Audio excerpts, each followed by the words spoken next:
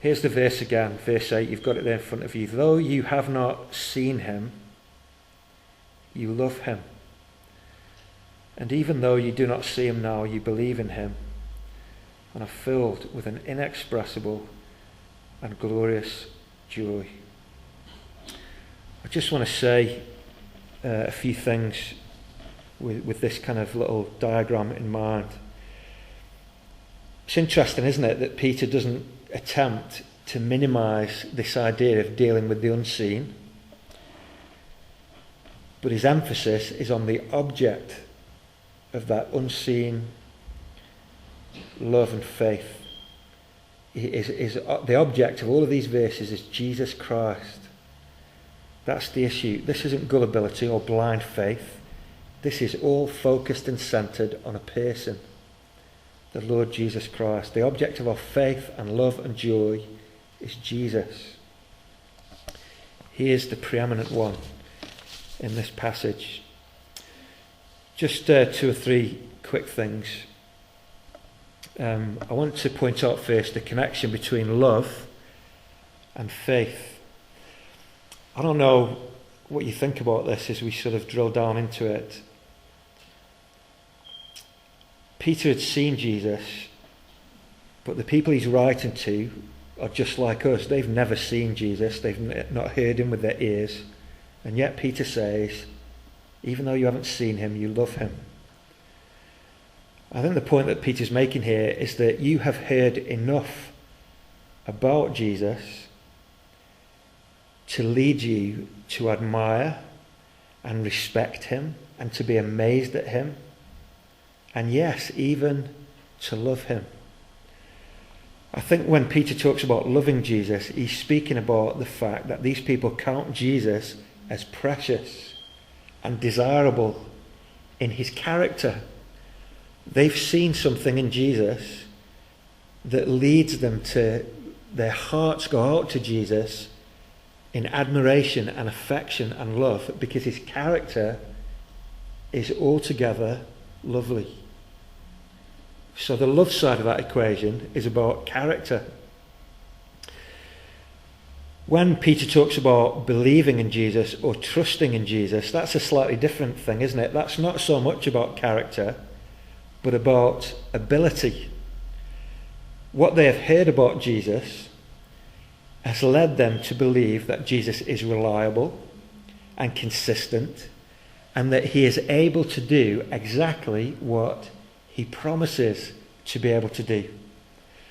So the idea of love is about character, and the idea of trust is really about ability. And they have heard enough about Jesus to lead them to admire his character and to trust themselves to him that he will do for them what he promises to do for them. So love is attracted to him because of who he is and what he's like, and faith is attracted to him because of what he can do and what he will do. Can you see the difference between those two? And they've heard enough about Jesus in the gospel for their hearts to rise up in love and trust toward Jesus. The second thing that we could say on that basis is that true faith then is never dry or cold, is it? It isn't, as these atheistic writers would lead us to believe, wishful thinking. It isn't confused.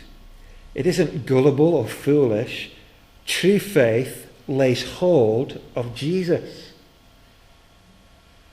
True faith sees Christ, who he is, what he's like, all that he's done and promises to do, and it takes hold of that and responds to that gladly by saying, Jesus is mine. He is what he is, and he does what he does in a very real sense for me personally. And my faith lays hold of Jesus. That isn't blind faith. That is focused faith.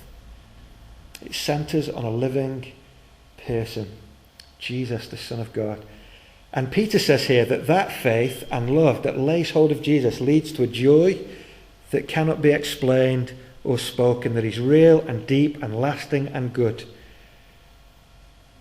This faith kindles love in the heart towards Jesus and a joy that is indescribable. When I was a teenager, we sometimes went to summer camps. Some of you have been on summer camps. Some of you have been leaders on summer camps. And I remember as a teenager, one of the songs that we used to sing was a little chorus, and it was called "If You Know the Lord." Some of you older Christians might know that song. It's not one that we sing maybe now. I won't crack the windows by singing it for you. But it goes like this: if you know the Lord, you need nobody else. If you know the Lord, you need nobody else. And I can't remember all the words just now. I should have written them all down. I did during the week. He'll see you through the darkest night. And the whole refrain all the way through the song is, if you know the Lord. If you know the Lord. Christians talk about knowing the Lord. And this is what these people would have talked about. They hadn't seen him, but they knew in a real sense the Lord. Their hearts went out to him in love and faith and in joy. You might say, that's not enough for me, I need more proof. I can't prove this to you scientifically. These people couldn't prove this to you or to anyone scientifically. But this is millions of people's experience to know the Lord. It's a bit twee, but this is true, isn't it, in the realm of work. I used to work down the pit, as you know. And I can remember going down the pit and working with men who were strong men, who knew what it was to do physical, manual labour. I still remember as an 18-year-old what it was to carry those girders in 3 pieces and connect them together to make the roadways as the roadways were going, and they'd pick them up as though they were made of chocolate, and carry them along. And a very hard-working group of men.